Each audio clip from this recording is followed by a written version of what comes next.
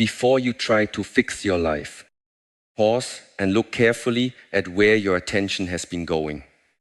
Because the deepest problem may not be that you lack talent, opportunity, discipline, or support. The deepest problem may be that your mind no longer belongs to you. You wake up in the morning, but before you return to yourself, you return to the world. You reach for your phone before you reach for your breath. You look at other people before you look at your own direction.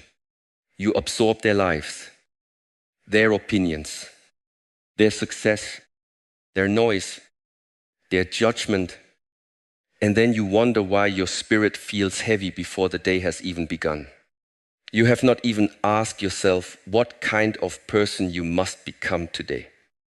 Yet you have already allowed strangers, memories, messages, and comparisons to decide the first emotion of your morning. This is how attention is stolen. Not always through one great disaster, but through 1,000 small permissions. One notification, one command, one old wound, one person who misunderstood you, one image that made you feel behind, one memory that pulled you backward, one conversation that reopened what should have remained closed. Slowly, quietly, piece by piece, your attention leaves your body, leaves your purpose, leaves your path, and begins living in places that cannot build your future. Then you say you are tired. You say you feel lost. You say you do not know why nothing is falling into place. But be honest with yourself. How can your life move forward when your mind is being pulled in 10 directions at once? How can you hear the call of your future when your inner world is crowded with the noise of the past? How can you build something strong when you keep handing the key to your peace to people who never earned the right to hold it? You keep explaining yourself to people who are committed to misunderstanding you. You keep proving your heart to people who are not interested in seeing it clearly. You keep defending your dream in rooms where no one respects the seat. You keep trying to win conversations that do not feed your soul. You keep chasing approval from people who have not even approved of themselves. And while you are doing all of this, your real life is waiting. Your work is waiting. Your body is waiting. Your discipline is waiting. Your peace is waiting. Your future is waiting for the energy you keep spending on things that do not deserve it. This is a very expensive way to live. Many people pay this price every day and call it effort. They believe they are fighting for their value, but in truth, they are dragging their value into a place too small to recognize it. A powerful person does not place the center of their life inside the eyes of other people. A person who is truly growing does not wake up every day asking who is watching, who is approving, who is doubting, who is clapping, who is silent. They ask a different question. Am I watching myself? Am I keeping the promise I made to myself? Am I protecting my time? Am I training my mind? Am I walking the path I said mattered to me? This is the difference between a person whose attention has been stolen and a person who has begun to take it back. The distracted person lives like a leaf in the wind. Praise lifts them. Criticism breaks them. Silence makes them anxious. Rejection defines them. Misunderstanding makes them desperate to explain. But the person who has returned to themselves begins to live like a tree. They still feel the wind, but they do not worship it. They still feel pain, but they do not let pain become the driver. They still see others moving ahead, but they do not use another person's journey to curse their own. They understand that attention is the bloodline of destiny. Wherever your attention goes, your life begins to grow. If your attention lives in drama, your life will become chaotic. If your attention lives in comparison, your heart will always feel poor. If your attention lives in the past, your future will keep kneeling before what is already dead. But when your attention returns to your breath, your body, your habits, your work, your choices, and your discipline, your life begins to regain order. You do not need to fix everything at once. You only need to take back the first thing that was stolen, your attention, because when attention returns, energy returns. When energy returns, discipline has a place to stand. When discipline has a place to stand, the old self begins to lose authority. And from that moment, you no longer live as someone dragged by the world. You begin to live as someone returning to the center. And when a person returns to the center, the next step is not to speak louder. The next step is to become silent. And when a person returns to the center, the next step is not to speak louder. The next step is to become silent. But you must understand silence correctly, because most people misunderstand it. They think silence means weakness. They think silence means you have nothing to defend, nothing to prove, nothing left inside you. But real silence is not emptiness. Real silence is containment. It is power that has stopped leaking. It is fire that has learned not to burn everything it touches. It is the moment you stop throwing your energy into every room that calls your name. And you begin to keep that energy for the work that is calling your soul. A weak person is often noisy because noise can hide confusion. Noise can hide insecurity.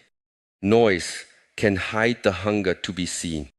But a person who has begun to master themselves does not need to fill every space with explanation. They do not need to answer every insult. They do not need to correct every misunderstanding. They do not need to open their wounds in front of people who only came to study the blood. They understand that not every dream deserves an audience. Not every plan deserves a witness. Not every pain deserves a public performance. Some things must be protected in silence until they are strong enough to stand in the wind. The sea does not argue with the soil. The mountain does not explain its height. The river does not beg anyone to believe that it is moving. It simply moves day after day, quietly, patiently, faithfully. And because it keeps moving, one day it cuts through stone. This is the discipline of silence.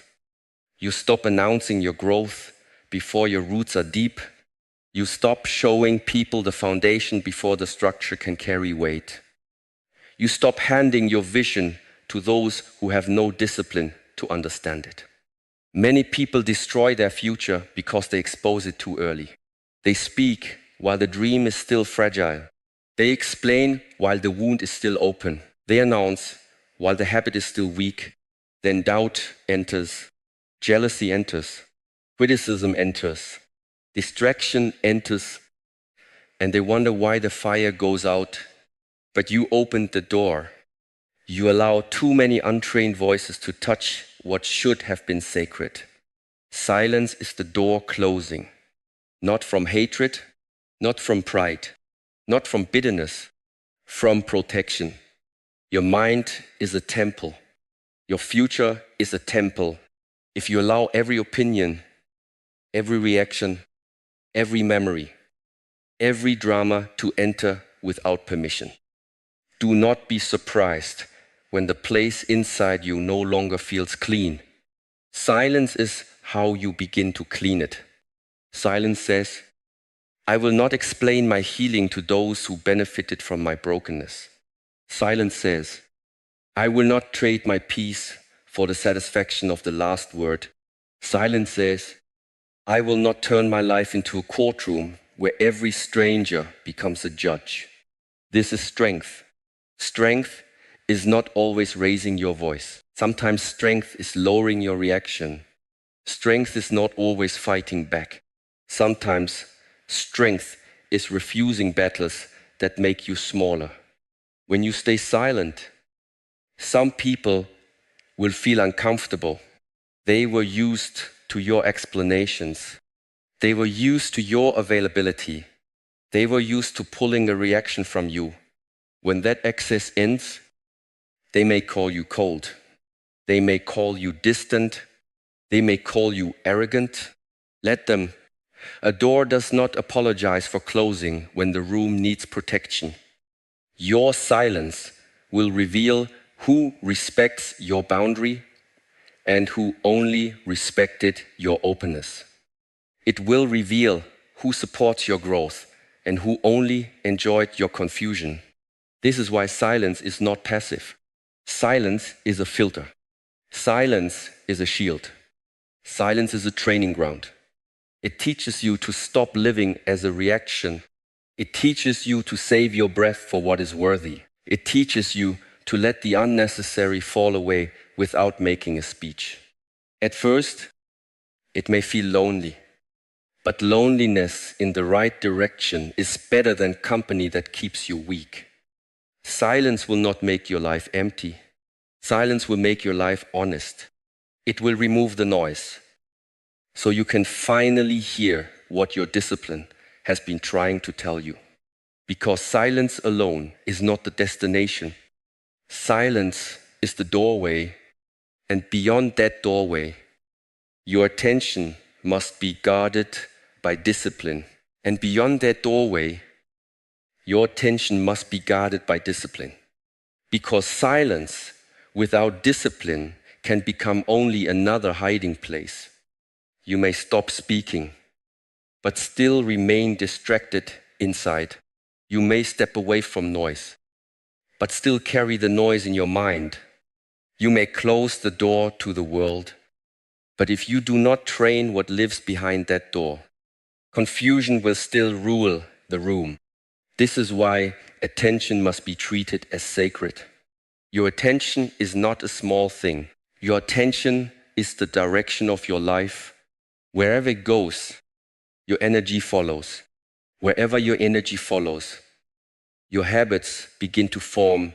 Wherever your habits form, your character begins to harden. And wherever your character hardens, your destiny begins to take shape. If your attention lives in the opinions of others, your life becomes their property.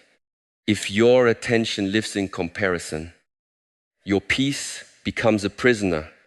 If your attention lives in old pain, your future keeps bowing before what has already passed. If your attention lives in distraction, your potential becomes scattered into pieces too small to build with.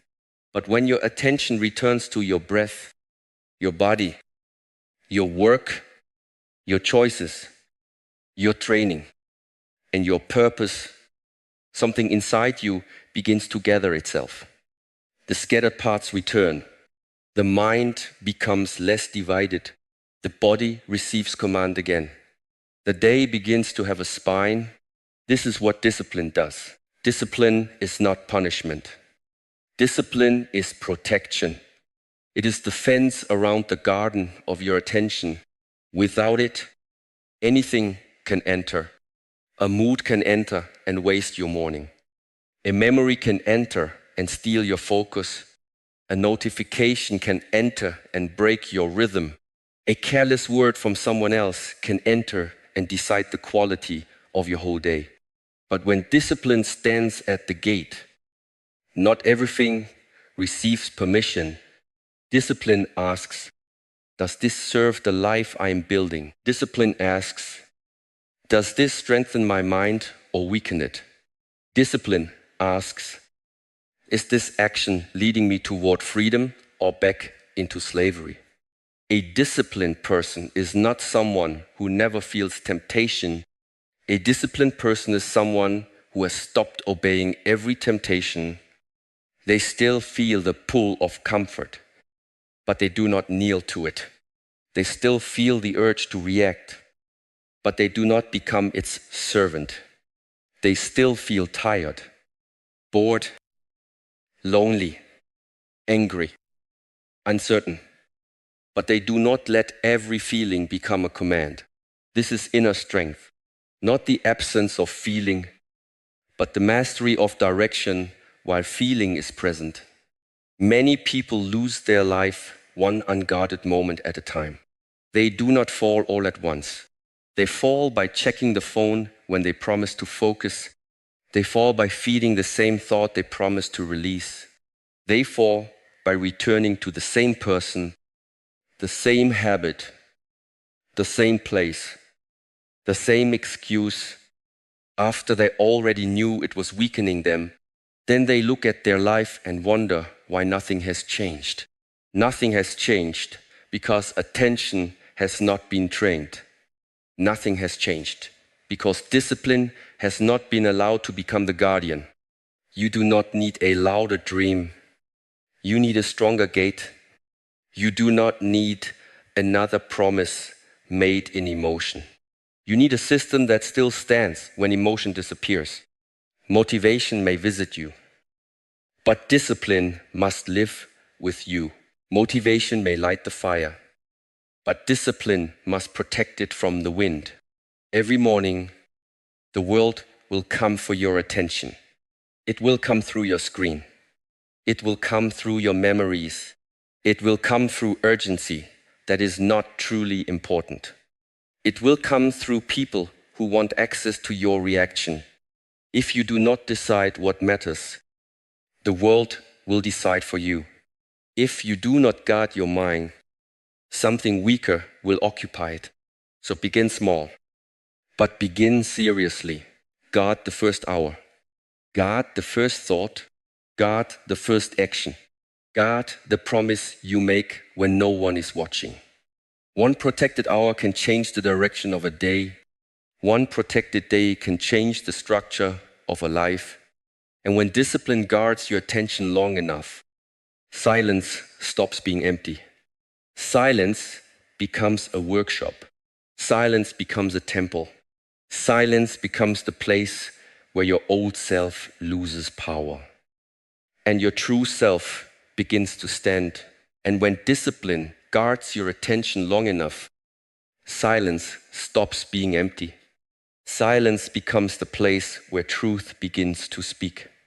This is the part many people try to avoid, because silence does not only protect your peace, it also reveals what has been hiding beneath your noise. When the phone is down, when the room is quiet, when there is no one to impress, no argument to win, no performance to maintain, you are left with yourself. And for many people, this is the most difficult meeting of their life. It is easier to blame the world than to sit with your own patterns. It is easier to call life unfair than to admit where you have been undisciplined. It is easier to say people stole your peace than to see how often you handed it to them. It is easier to say you are tired than to ask why you keep feeding the habits that exhaust you. But silence removes the escape routes. It places the truth in front of you and says, look, not with shame, not with cruelty, with honesty. And if you are brave enough to stay, this honesty becomes the beginning of freedom. You begin to see that the real battle is not only with people outside you. The real battle is with the untrained mind inside you. A mind that follows every feeling cannot build a stable life. A mind ruled by mood will betray the mission the moment the weather changes. One day it feels inspired. The next day it abandons the path. One day it speaks with fire. The next day it hides behind excuses. One day it wants transformation. The next day it protects comfort like a treasure. This is why the mind must be trained, not punished, not hated, trained. You do not become free by pretending anger is not there. You become free by seeing anger clearly and refusing to let it drive your hands, your tongue, your choices. You do not become strong by pretending fear is gone. You become strong by feeling fear and still walking in the direction of what is right. You do not become peaceful by never feeling loneliness. You become peaceful when loneliness arrives, and you do not run into the wrong company just to escape yourself.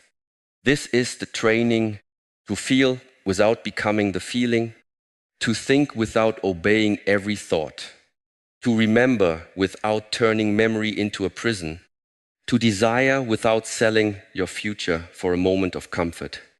The untrained mind says, I feel it, so I must follow it. The trained mind says, I feel it, so I must observe it. There is a sacred distance between the feeling and the action. In that distance, your new life is built before you answer, breathe, before you accuse, examine, before you quit, rest, before you chase, ask what fear is speaking. Before you post, ask what hunger wants to be seen. Before you return to the old habit, ask whether you are choosing healing or repeating injury.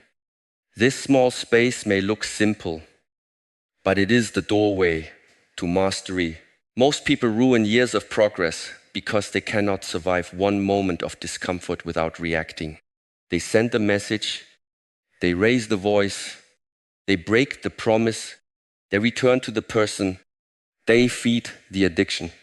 They call it emotion, but often it is only poor training. A trained mind does not need the world to become calm before it practices peace. It practices peace while the world is still loud. It does not need perfect conditions before it chooses discipline. It chooses discipline while doubt, boredom, and resistance are still present. This is where you stop negotiating with weakness. This is where you stop treating every feeling like a law. This is where you become the one who watches the storm instead of becoming the storm. And as your mind becomes steadier, something powerful begins to happen. You no longer need to explain every wound. You no longer need to defend every silence. You no longer need to prove your heart to those who have chosen to misread it. Because the more you master your inner world, the less you need the outer world to validate your existence. Because the more you master your inner world, the less you need the outer world to validate your existence. This is where a deeper freedom begins. You stop living as if your life is a courtroom. You stop waking up with the need to defend your heart before people who have already chosen their version of you. You stop explaining your silence to those who only miss the access they once had to your reactions. You stop spending sacred energy trying to be understood by minds that are not committed to truth. There is a kind of exhaustion that comes from proving too much. You prove that you are good. You prove that you are serious. You prove that you have changed. You prove that your dream is real. You prove that your pain was valid. You prove that your intentions were clean. And while you are proving all of this, your strength is being spent in places where nothing grows. A tree does not prove that it is alive. It grows. A flame does not argue with darkness. It burns. A mountain does not ask permission to stand. It remains. You must learn from this. Your life becomes powerful when it no longer depends on constant explanation. Let people think what they think. Let them speak what they speak. Let them misunderstand what they are not disciplined enough to see clearly. Their confusion does not have to become your assignment. Their judgment does not have to become your prison. Their silence does not have to become your fear. You are not here to win every conversation. You are not here to correct every false image of you. You are not here to chase every person who walked away from the truth of who you are. Some people do not want clarity, they want control. Some people do not want understanding, they want access. Some people do not want your growth. They want the version of you that was easier to disturb. When you stop reacting, they may call you cold. When you stop explaining, they may call you proud. When you stop returning to the same old pattern, they may call you changed, as if change were a crime. Let them. A person who is healing cannot keep asking permission from the same environment that profited from their brokenness. But be careful, because even the desire to prove people wrong can become a chain. Many people call it ambition, but it is still bondage. They say they will show everyone. They say they will become successful, so the people who doubted them will regret it. But if your whole life is built as a reaction to someone else, they are still living at the center of you. If your discipline depends on their doubt, if your work depends on their rejection, if your fire depends on their disrespect, then they are still holding the match. This is not freedom. Freedom is when they are no longer the reason you move. You move because your future deserves a guardian. You move because your body deserves strength. You move because your mind deserves peace. You move because the child within you has waited long enough for an adult to arrive. You move because you are tired of betraying yourself in small ways and calling it survival. Revenge keeps your energy tied to the wound. Restraint brings your energy back to the person you are becoming. The strongest version of you will not be born from hatred. It will be born from discipline. It will be born from the moment you choose not to send the message, the moment you choose not to raise your voice, the moment you choose not to explain to someone who only wants to pull you back into noise, the moment you choose to walk away without making your pain a performance. This is not weakness. This is command. This is self-respect. This is the quiet victory of a person who no longer needs the last word because they have found a deeper authority within themselves. And when you stop proving, stop avenging, stop reacting, something begins to fall away. The wrong battles lose their taste. The wrong people lose their grip. The old version of you loses its voice. At first, this may feel lonely, but this loneliness is not emptiness. It is space being cleared. It is life making room for the hidden season where your real strength can be built. It is space being cleared. It is life making room for the hidden season where your real strength can be built. Do not be afraid when the noise begins to leave. Do not be afraid when the crowd becomes smaller. Do not be afraid when the old conversations no longer excite you, when the old places no longer feel like home, when the old version of you begins to feel like a stranger. This is not loss. This is separation. This is the moment life begins to remove what cannot walk with the person you are becoming. In the hidden season, many things will look quiet from the outside, but inside, a war is being won one small choice at a time. You may not receive applause. You may not receive understanding. You may not receive signs from everyone around you that you are doing the right thing, but the root grows in darkness before the flower is seen. The foundation is buried before the house is admired. The blade is placed in fire before it is trusted in battle.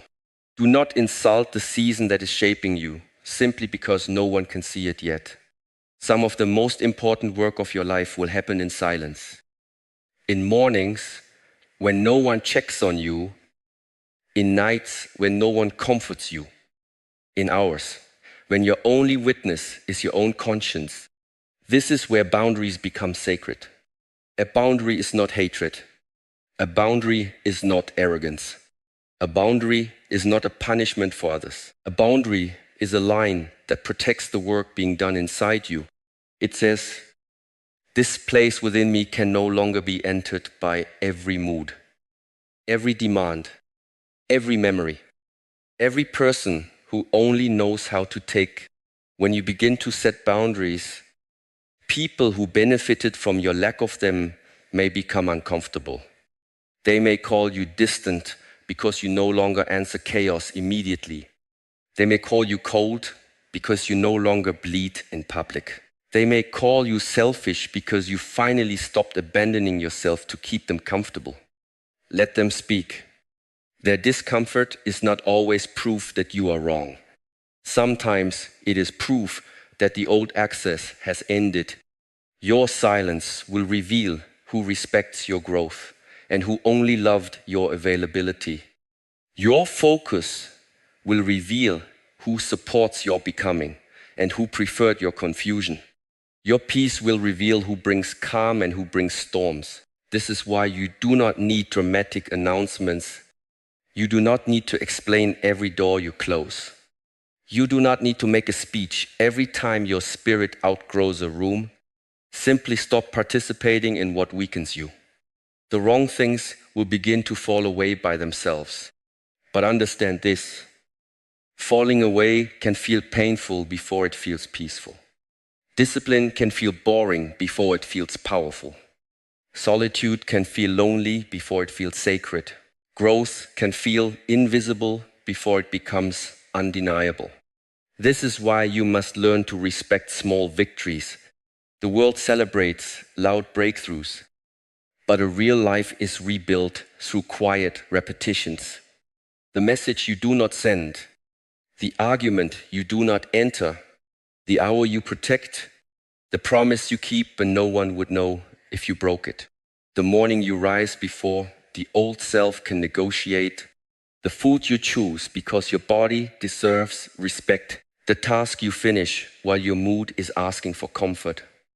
The breath you take before anger becomes your voice. These are not small things.